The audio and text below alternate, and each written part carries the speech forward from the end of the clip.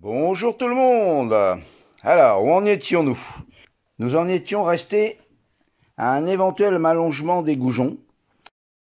En contrôlant les longueurs de goujons, j'ai trouvé qu'il y avait deux cotes différentes. Au millimètre près, elles sont exactement toutes à la même cote, soit dans une cote, soit dans l'autre.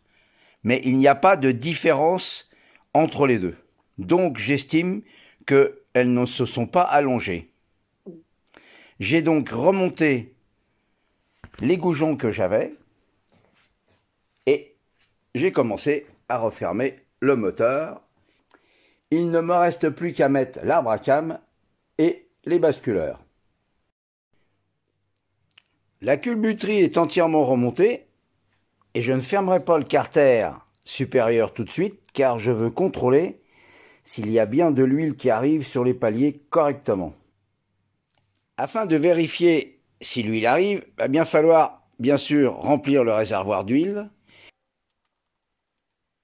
Et ensuite, je vais entraîner le vilebrequin par cet écrou. Je vais faire ceci avec une perceuse électrique. J'ai récupéré un embout qui ne me sert plus à rien. Usinage d'un bout de ferraille qui va rentrer là-dedans. Après soudure, une petite rectif à 13 mm pour que ça rentre dans la perceuse. Et peut-être que j'y ferai un petit cran de butée pour pas que ça tombe dans le mandrin. Malheureusement, ça n'a pas fonctionné, car le couple était trop important et la perceuse s'est mise en sécurité. J'ai donc décidé de changer encore une fois de stratégie, et je vais essayer de le faire tourner, pas de démarrer le moteur, mais de faire monter en pression le moteur, avec une corde enroulée autour de la roue arrière. N'ayant pas de démarreur à rouleau électrique, j'ai pratiqué avec le tracteur pooling. Et là, encore une fois, je n'ai malheureusement pas de pression d'huile qui monte dans les circuits de graissage.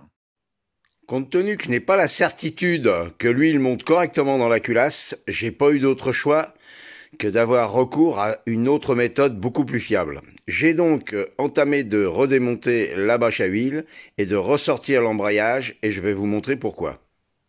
Pour être sûr que je ne m'étais pas trompé quelque part, j'ai vérifié que mon arrivée d'huile était bien du bon côté. Et tout était ok, je ne m'étais pas trompé.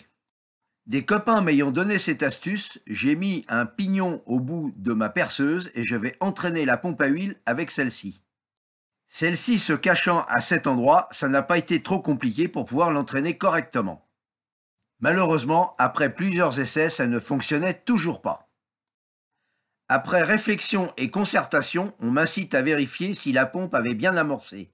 Eh bien en fait c'était ça, la pompe ne s'était pas amorcée correctement. Par contre là maintenant, ça lubrifie impeccable et jusque dans le haut moteur. Yes, on va pouvoir passer enfin à autre chose.